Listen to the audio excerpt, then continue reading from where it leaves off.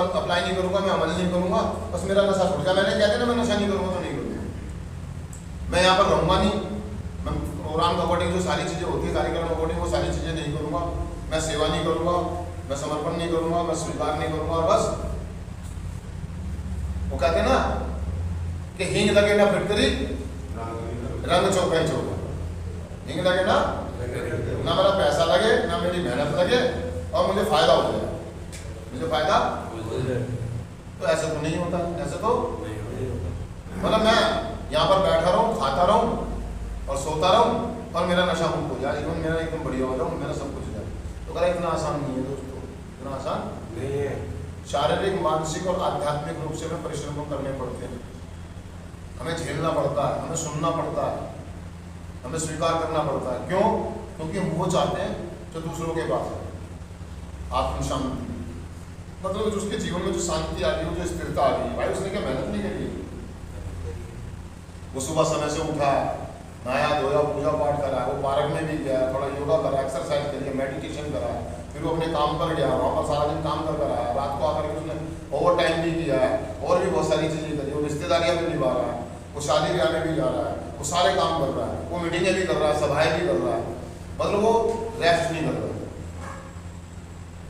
वो सुबह उठता है 6 बजे और रात को 12 बजे सोता है,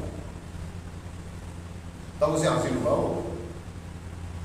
हम सुबह 9 बजे उठते हैं सो करके और शाम को मतलब पूरा दिन खाना खाया और फिर हम आराम करना चाहते हैं, हम सोना चाहते हैं, हम सुनना नहीं चाहते, हम सीधा उठ बैठना नहीं चाहते।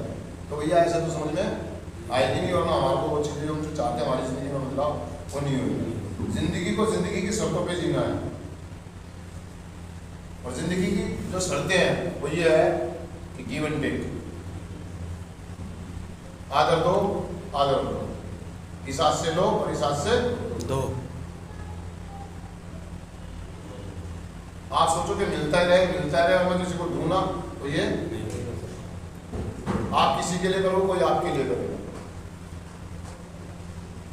और सबसे पहले मुझे मेहनत करनी पड़ेगी, मुझे भी सुबह जल्दी उठना पड़ेगा, रातों को देर से सोना पड़ेगा, मुझे सारी चीज़ें करनी होगी, मेहनत करनी होगी दिमागी रूप से।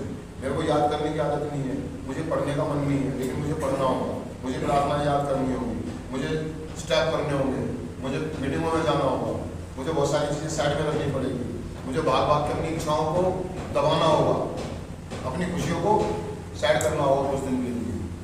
क्योंकि फर्स्ट प्रायोरिटी मेरी क्या है? आत्म शांति, कार्यक्रम, रिकवरी, प्रोग्राम, सफाई।